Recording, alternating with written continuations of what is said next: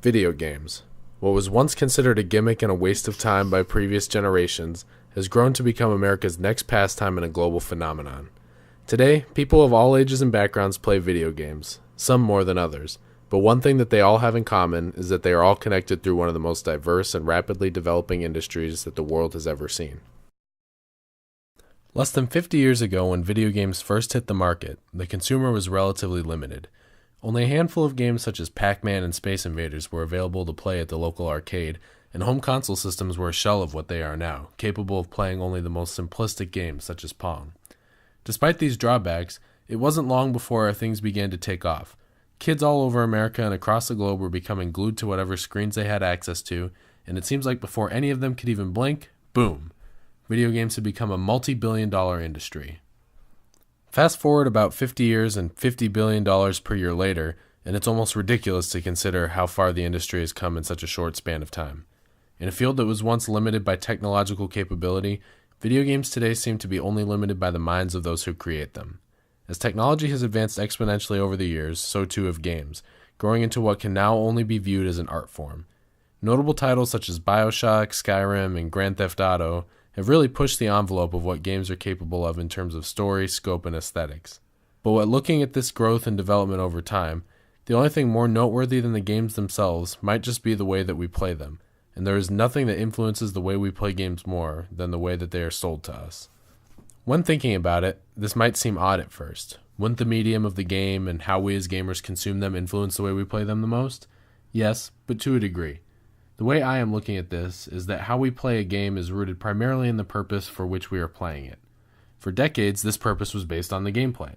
People would buy and get hooked on games solely because they enjoyed the story, graphics, mechanics, or some other aspect of the game, and then, when they beat it or got tired of it, they would simply toss it aside for the next one. Don't get me wrong, this is still very much the case today, but nowadays people tend to view their games almost like investments. Rather than simply playing the game in front of them, gamers will spend their time seeking updates and new additions to the game in an almost addictive manner, one that is rooted in how producers market and sell their video games. One of the biggest influences on the various business models under which video game producers and publishers operate is downloadable content. Downloadable content, or DLC for short, is defined by the internet as additional content created for a released video game that is distributed through the internet by the game's publisher. DLC came onto the scene in the early 2000s in the form of small, cosmetic items that were often free for players to download.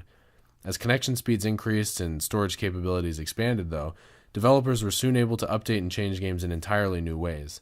Needless to say, it didn't take them very long to figure out how to make money off of it. For a number of years, one of the primary forms of DLC was relatively large expansion packs, about $15 to $20, that would usually add new maps or story content to the respective game.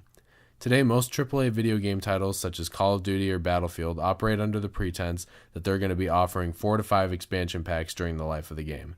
This effectively allows publishers to extend the shelf life of the game and maintain the consumer's interest in said game right up until a sequel is released, ultimately providing them with a continuous flow of revenue. Microtransactions, on the other hand, are on the opposite end of the DLC spectrum and are usually defined as in-game purchases of virtual goods and services that are often relatively small in scope, less than $5, and often cosmetic in nature.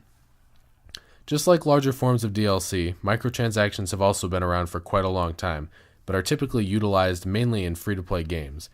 Free-to-play games are, as you have probably already guessed, games that do not cost anything to download and play and are ultimately funded through these in-game microtransactions that the developers have implemented. A great example of a free-to-play game that utilizes this model extremely well is the popular third-person shooter Fortnite. Fortnite is a relatively new game released by Epic Games that only really includes 2 game modes, but has an in-game store full of different skins and cosmetic items that provide no in-game advantage to players who purchase them. Although not everybody who plays the game will purchase these, the developers know that because of the low cost of adding these items to the game, the players who do buy them are essentially giving them free money, which in turn funds the game for everybody else. I find this to be a very effective model because not only does it allow consumers to play games for free, it also allows developers to produce relatively low-risk games that tend to be very creative and different from other games on the market.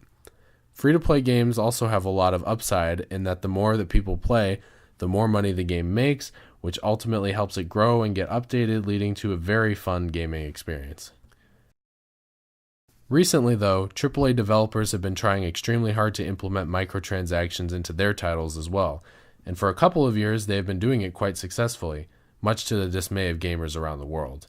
The reason I say this is because, while skins and cosmetics sound harmless, AAA developers have taken things a little further, often putting entirely new weapons and other game-altering items into their microtransaction markets, thus giving players with money an unfair advantage in the game.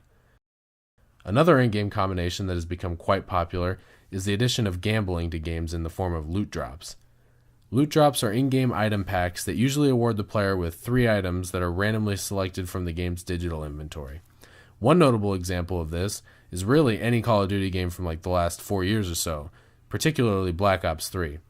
By putting weapons in these loot drops, Activision is essentially getting players to spend either endless amounts of money or invest endless hours into the game on just a slim chance of actually getting them. I personally hate this practice because it's borderline unethical to design a mechanism into the game that preys on people's psychological weaknesses, but at the same time, I think it also is a genius business strategy, as it essentially is an endless source of money that people will be contributing to for what could be close to a decade, in hopes of getting that last gun that they still haven't gotten. While this strategy has been generally quite effective in the short term for a number of larger video game producers, it hasn't come without a fair amount of blowback from the community. As I mentioned above, most gamers are not fans of games that withhold crucial content from players for a price. By doing so, this makes the game unbalanced and unfair and leaves people with the impression that they paid for an incomplete game. There was actually a recent controversy about exactly this surrounding EA's latest release, Star Wars Battlefront 2. Basically, EA originally decided to make characters such as Luke Skywalker and Darth Vader really difficult to unlock in the game, but players would also have the option to pay to unlock them. Community members were so upset about this across social media that EA actually went back on its decision in order to save face and ultimately money. As a result, they even scrapped all of the DLC plans for the foreseeable future in order to improve community relations.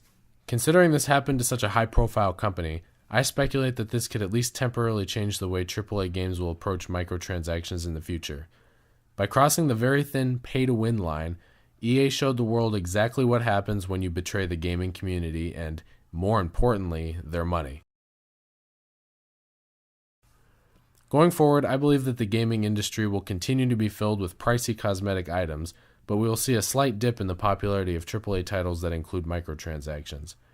Because of the nature of online gaming and marketplaces as they currently exist, microtransactions will probably never disappear from AAA titles entirely, as it's such an easy way to get money. But I believe that these developers will continue to get more creative in the ways that they implement and find new ways to manipulate their customers. If there's one thing that I'm sure of, it's that the gaming industry will continue to grow and change. As technology advances, so will gaming, and with every new medium is a new opportunity to make money.